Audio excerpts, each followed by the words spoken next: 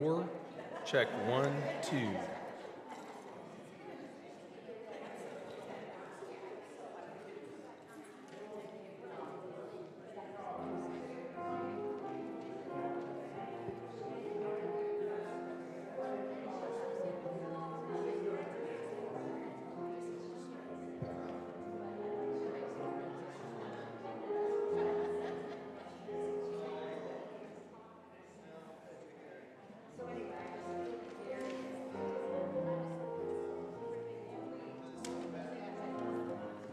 Check, check, 1, 2, 3, 4.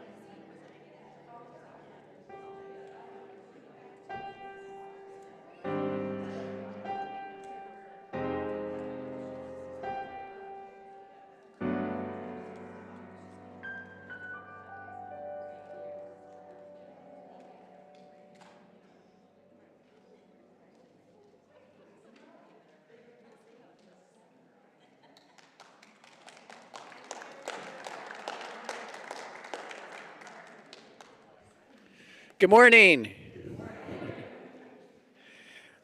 Welcome. Thanks for being here today. I'm the Reverend Dave Clements, and I serve this congregation as their minister. I'd like to welcome any visitors who might be visiting us for the first time or second time. I hope you feel welcome and join us afterwards in coffee hour for more conversation, but we're just so glad that you could be with us today. I want to report back that the statement of belief that I read last week was presented to the board on Tuesday night. They adopted it. It will be put on our website, as well as we're now putting it out to local newspapers. We'll also have it printed up and put out in our lobby for people to come in that will state what we believe as a congregation. Thank you for your support on that. It really something that needed to happen, and I appreciate the support that I got from all of you. A national call is being made out for anyone who would like to go to Minnesota for a rally on January 22nd and 23rd. That would be this Wednesday or Thursday. Unfortunately, I'm not able to go, but if you're interested, just talk to me and I'll give you the particular details. And there's a couple of things that are happening today after service. The first one is United Community. Their development and communication officer is here, and she'll be talking a little bit about how do we support and help those who are struggling with homelessness and poverty. It's a little demonstration thing. I think you'd really enjoy it. And then also, if you're interested in going to Romania, talk to me afterwards. There'll be a meeting either in my office or in between there. And next week, to continue on with the non-violent resistance of MLK, there'll be another chance. The Fairfax County residents are going to be here who made videos of ICE in their actions on the Richmond Highway corridor. They'll be doing a presentation in Hall & Hall. That is next week. And then one more thing, and that is that I just encourage all members to come Saturday morning at 8:30. Breakfast will be provided for you, childcare as well. And this is an event that allows you as members to kind of talk about what it is that you want at MVUC. There'll be a series of tables that you can go to and get into discussions. So I just encourage you to support this activity, and I promise we'll be in by 11:30, so you still have your Saturday. So let us now prepare for worship, and the choir, Let Justice Roll Down.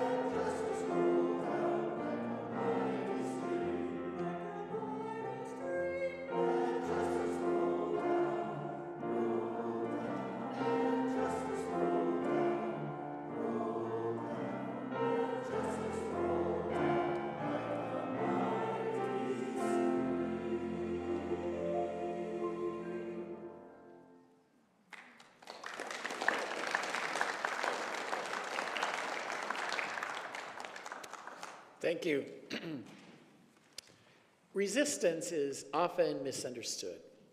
We imagine raised fists, shouted slogans, confrontation in the street. But at its core, resistance is not reaction.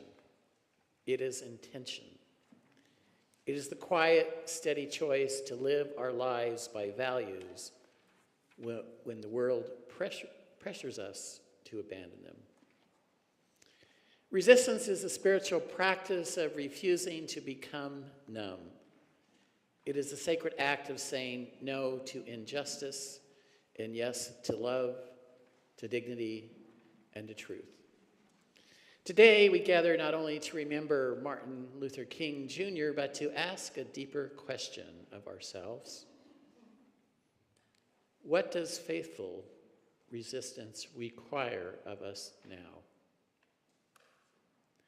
Let us enter into our worship service.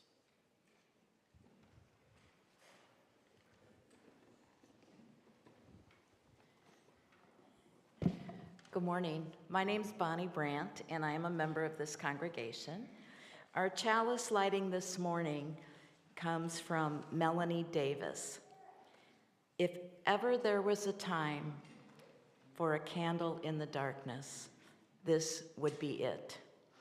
Using a spark of hope, kindle the flame of love, ignite the light of peace, and feed the flame of justice. Please rise and body your spirit and join us in singing number 119, Once to Every Soul and Nation.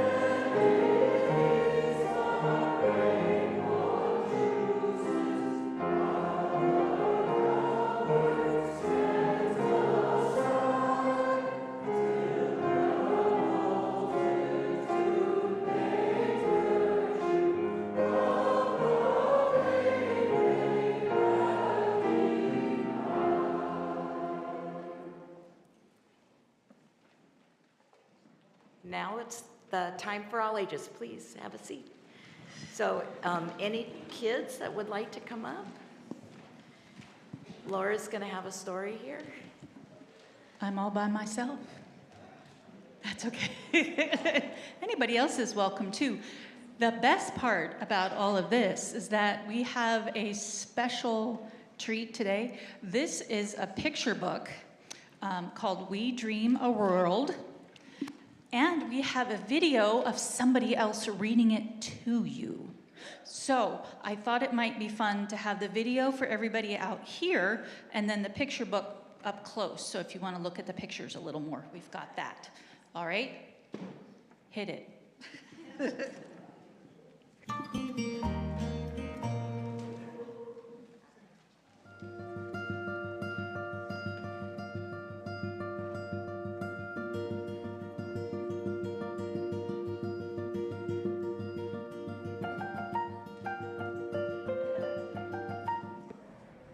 We Dream a World by Yolanda Renee King. Illustrated by Nicole Tagdell. Granddaddy and Grandma, you had a dream where we would be judged by what's in our hearts, not by the color of our skin. You were gone before I came into this world, but that dream, and so many others, lives deep inside me. Everything you believed in still shines like the brightest sunrise on a golden horizon. Many ask me, do you plan to follow in Dr. King and Coretta Scott King's footsteps? How will you ever fill their shoes? Do you have what it takes to walk their path? I hold fast to all that you stood for: peace, togetherness, harmony, and love. Granddaddy and Grandma, thanks to your wisdom and determination, I now have my own footsteps, my own journey, my own dreams for our world. And so, while I follow your example, I am also ready to lead. I am ready to walk the uncertain road from today to tomorrow. I am ready to keep my eyes on the prize that you set out before us with the power of your vision. Yes, Grandma Coretta. Yes, Granddaddy Martin. I am ready. Every day, I thank you for the gifts you gave so many of us through your hard work. Because of you, I know that struggle and triumph are bigger than just me. The promise of a new day starts with me. You helped us see the dream. Now we're here to be the dream. The wisdom of your words weaves a rainbow that lights our way. Granddaddy, you told us love is the key. Grandma, you taught us when the heart is right, the mind and body will follow. These words, these keys to our hearts, opened the door to all that is possible. My parents remind me that in your lives, together you shared what came to be called a revolution of values. I'm sorry there are still so many problems to endure. You devoted your lives to making our lives better. And now it's my turn to start a new revolution that values kindness, truth, equality, and service. There are still rocks in the road. I wish you were here so we could walk it together. Because our dreams need the strength of a love so powerful that nothing can stop them or us. We dream a world where school is a safe place, free of fear. No violence spoken here. We dream a world where guns are not games. Shoot for the stars, not at each other. We dream a world where poverty is a memory. Liberty, justice, and food for all. We dream a world where the only walls are those that hold safe spaces and have windows and mirrors that reflect our unity. Beauty has no boundaries. We dream a world where trees, flowers, and the earth's creatures thrive in their right seasons. Spring, summer, winter, fall. Honesty is the warmest climate. We dream a world where bullies turn their backs on being mean. Let kindness begin with me. We dream a world where sickness can be driven out by the healing power of hope. Love is the cure. We dream a world where every child can go to college. Education fuels our nation. Reading is believing. Grandma and Granddaddy, so many want to know, how will you honor your grandparents' legacy? The answer is simple. We keep your dream alive by planting our dreams, like trees in an orchard, to be nurtured by tomorrow's gardeners. With determined feet, blazing a new path, we are ready to take the torch you lit before we were born. We are ready to grip that glistening baton, to hold faith by the hand, to pass it on. We are ready to reach, to rise. to sparkle like stars in a bold blue sky. Our time has come to bring our twinkle, letting everyone know. Spread the word. Have you heard? All across the nation, we are going to be a great generation. From today to tomorrow, we dream a world.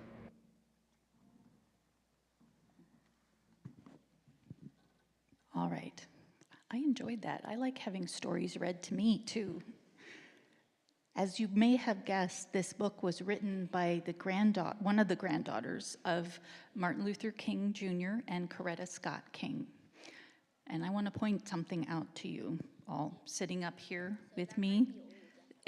This book is not that old. It was just published not long ago because the granddaughter, whose name is Yolanda Renee King, is alive and well today. She's about your age, maybe a little bit older. And I want you to look out here in front of you, because there are some people sitting right out there who may have marched with Reverend Dr. Martin Luther King and Coretta Scott King, who may have been working since that time, many years ago, to build this world that Dr. King talked about so much, preached about, and worked for. And the thing with that kind of work is that it is not just a one-time thing. It is generations.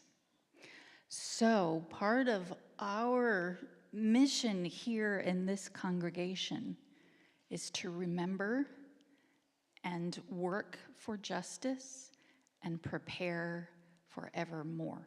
So you are that next generation of justice workers.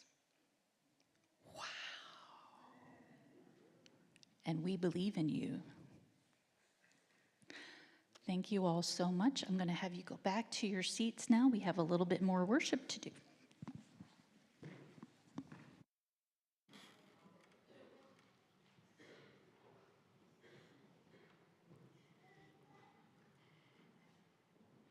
I now invite you to come forward to light a candle of joy or sorrow.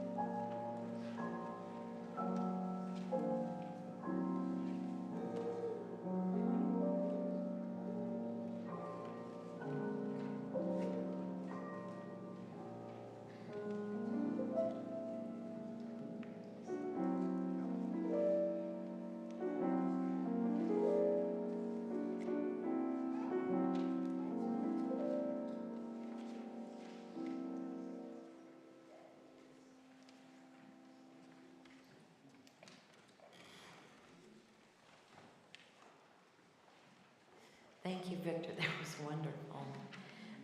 If you could join me in singing our children out for their RE classes.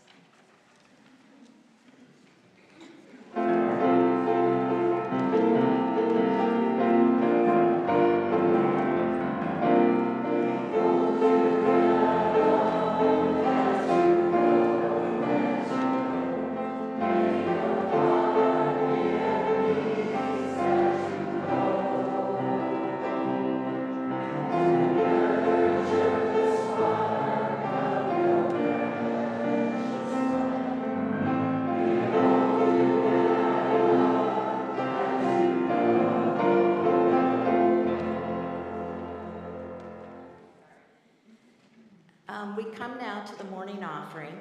Mount Vernon Unitarian Church continues to share the plate with committed organizations that you, our members, have chosen. During the month of January, our offering is shared with Faith Alliance for Climate Solutions, or FACS. The Faith Alliance for Climate Solutions was formed to create opportunities for people to act together effectively from their values, moral, spiritual, and religious beliefs. The faith community's ability to organize large numbers of people who might not otherwise engage in advocacy makes it a critical asset to advancing climate justice solutions. FACS leads advocacy across the region and has prompted Fairfax County, Alexandria, Arlington, and Loudoun to form climate action plans. I invite this gathered community to offer whatever you're most comfortable in giving, in spirit and financial generosity, to Faith Alliance for Climate Solutions and for the mission of our church. Will the ushers please come forward?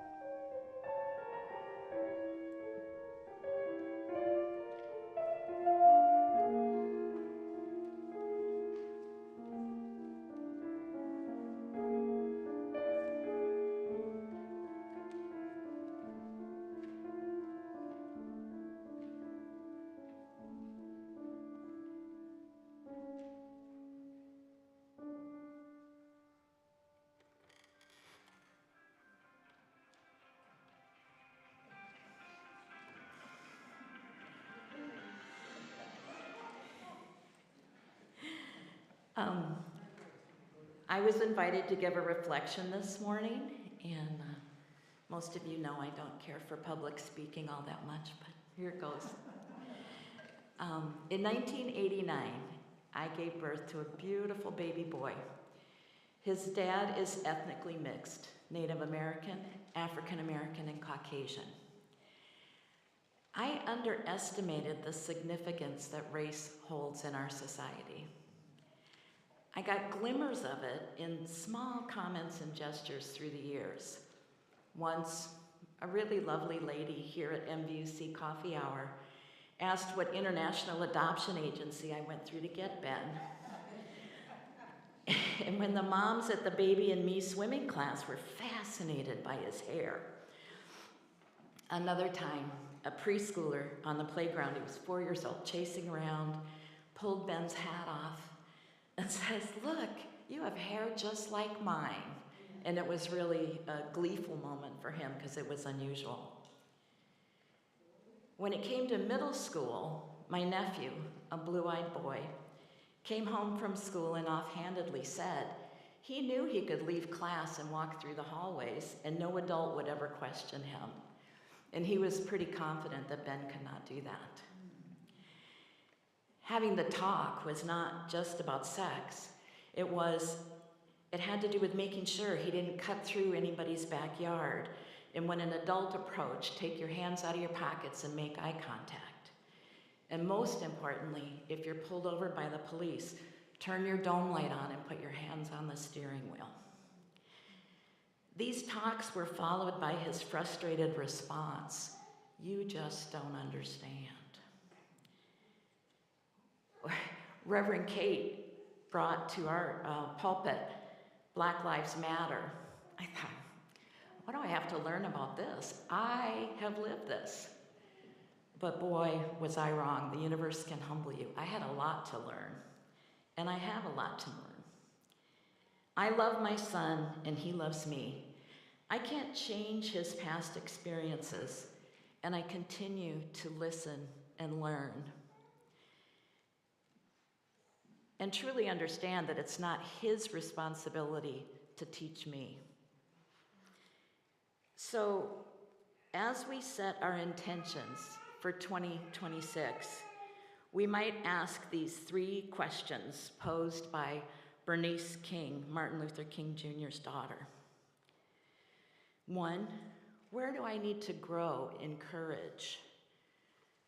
2, where do I need to tell the truth more consistently? And 3, where do I need to love more deeply, including policy and practices?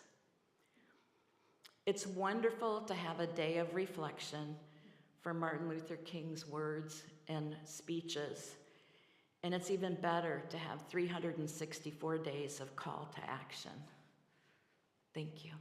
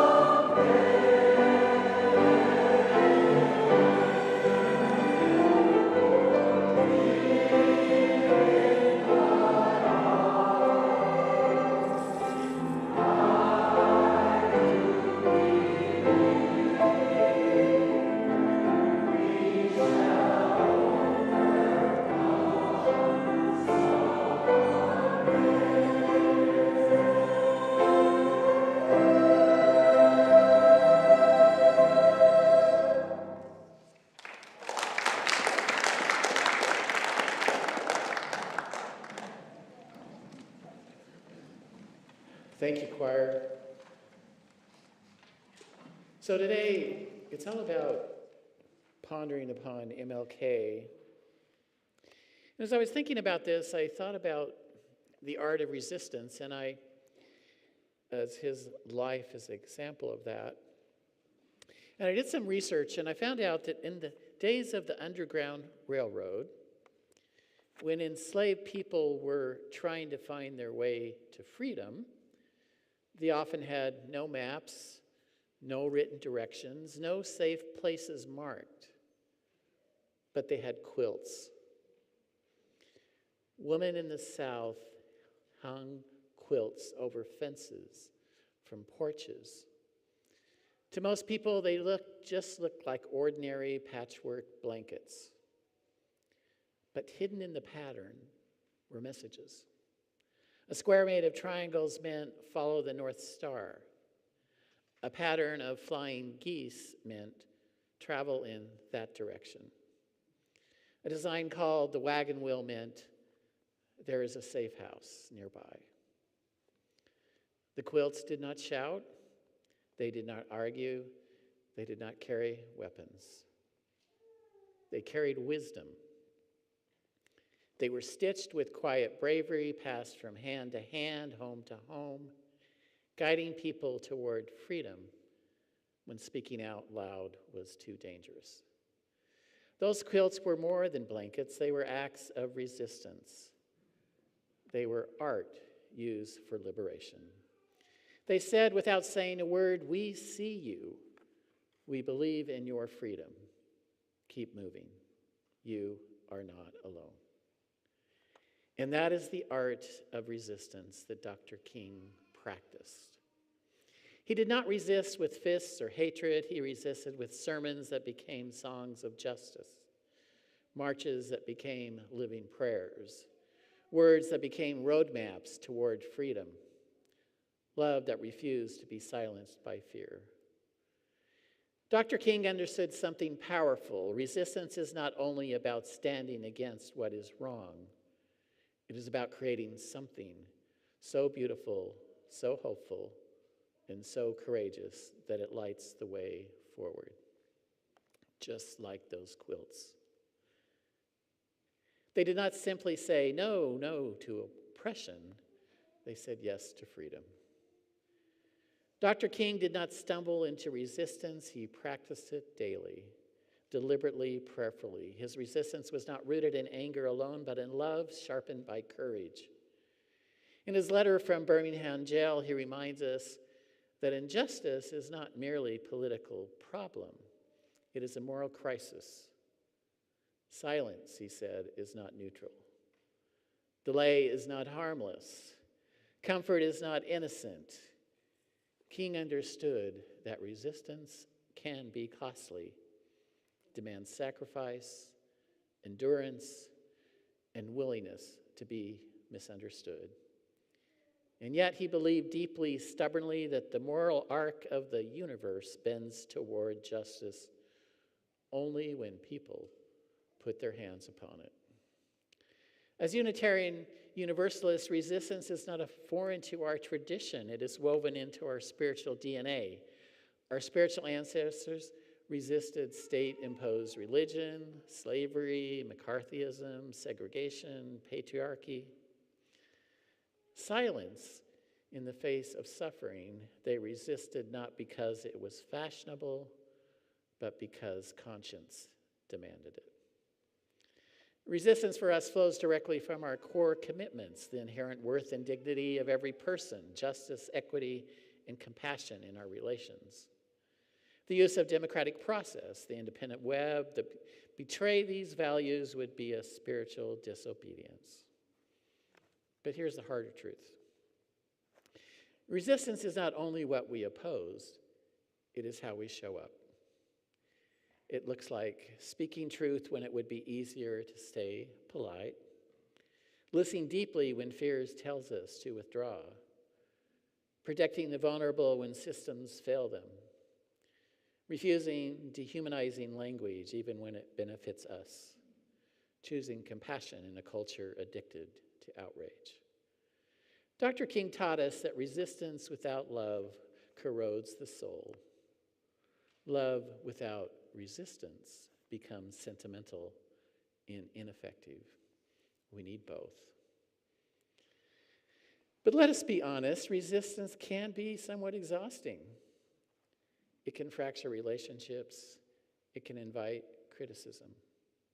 It can make us feel exposed and afraid, and yet Dr. King reminds us that the real danger is not tension, it is complacency. Dr. King warned us that the greatest threat is not the extremism of the few, but the silence of the many. So I invite you gently, firmly, to ask yourself, where is conscience asking me to resist? What comfort am I being invited to loosen my grip on? How can my life become a living sermon of justice, love, and hope? Resistance does not require perfection, it requires persistence. Today, we do more than remember Dr. King, we claim his unfinished work as our own. Public witness is what happens when faith refuses to remain private. This is not who we are, and we can do better. Friends, if we need a modern day example of resistance, all we need to do is look at our brothers and sisters in Minnesota. They're standing up and showing up.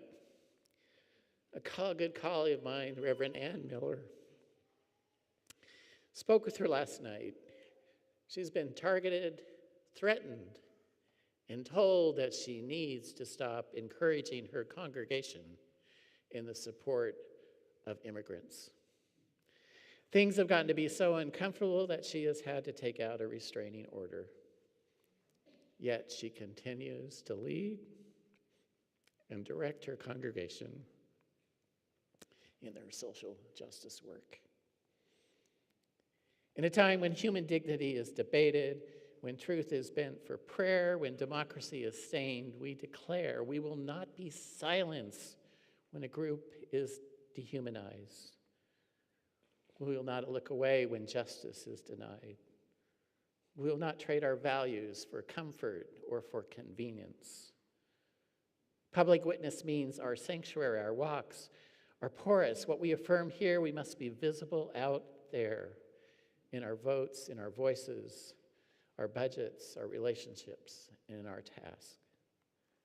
Dr. King reminds us that the world does not bend by itself. It bends because ordinary people, church people, tired people, fearful people, decide to lean their lives towards justice. So let this be our witness, that love really is stronger than fear, that justice is worth the struggle, that hope is an act of resistance. From a narrow jail cell in Birmingham, Alabama, Martin Luther King wrote words that still unsettle us, not because they are outdated, but because they remain unfinished. In a letter from Birmingham jail, King addressed not his enemies, but his fellow clergy, people of faith, who urged patience, restraint, and order. And he replied with holy clarity, "Justice too long delayed is justice denied." Today we hear those words not as history, but as instruction. King warned that the greatest obstacle to justice was not open hatred, but the white moderate. Those more devoted to order than justice, those who preferred a negative peace to a positive peace. Friends, this letter asks something of us then, and it asks something of us now. It asks us to examine where we have been silent, where we have urged patience instead of progress, where we've mistaken politeness for peace.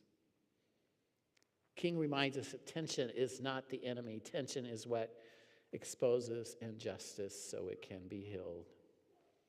And so as a people of faith, Let us make this public declaration. We reject the myth that justice can wait. We reject the comfort of neutrality in times of moral crisis. We reject the idea that faith should remain private when human dignity is under threat. King wrote from a jail cell because he believed that the church must be willing to stand where the suffering is. Today, let us commit to be that church. Not perfect, not fearless, but faithful. Resistance is not a trend. It's not a personality trait. Resistance is not something we do only when it's popular or safe. It is a moral obligation born of faith. King taught the nation something vital. One has a moral responsibility to disobey unjust laws. That sentence alone could unsettle any faith that prizes comfort over conscience. King did not argue for chaos. He argued for discipline, organized, nonviolent resistance, a form of resistance rooted in love, accountability, and deep moral clarity.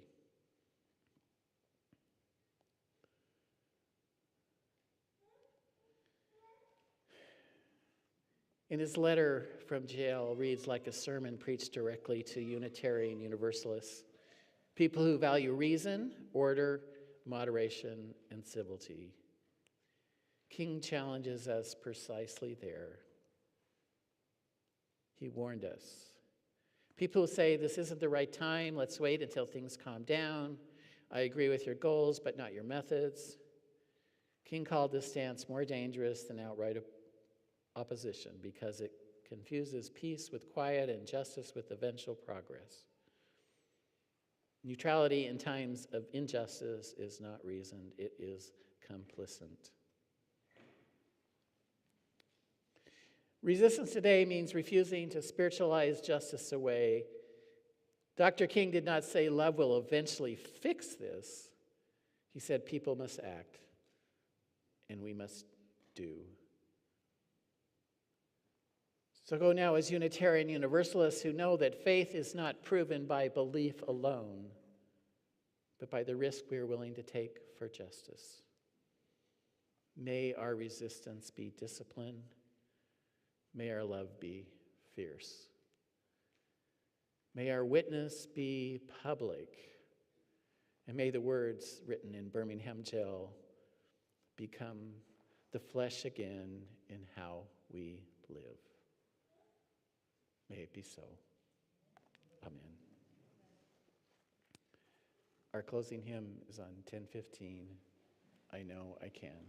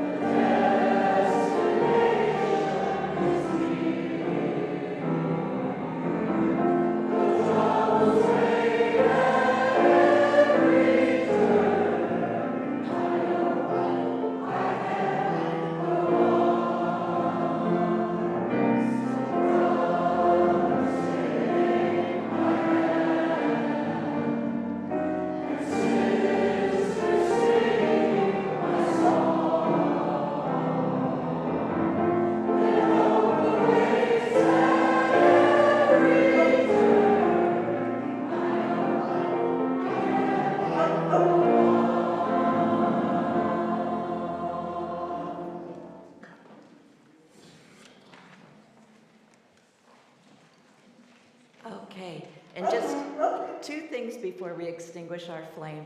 First, please stop by the climate action table for some positive ideas of what we're doing with climate. And then at 11:30, we'll meet in the dining room with my friend Livette Sims to talk about how we lift people into self-sufficiency. Okay.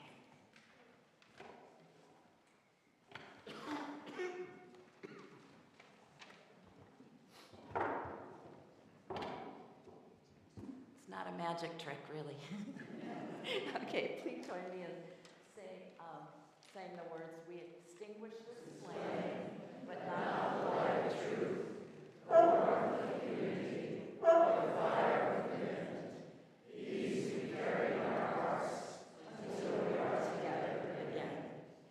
And then if we could just say our covenant with each other. Love is the teaching of this church. The quest of truth is its daily task, and service is its prayer. To dwell together in peace, to seek knowledge and freedom, to serve life in community, to the end that all souls shall grow in harmony. This is our covenant with each and with all. Here.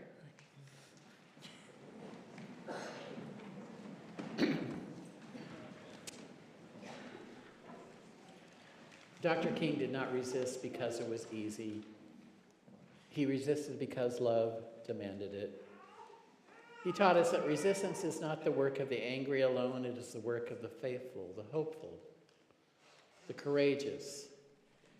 It is the work of those who believe that justice is not only possible, but it is necessary. And so today we're called to keep ringing the bell, even when our voices feel small, even when the world feels fractured, even when hope feels like the faintest echo. We ring it with our compassion.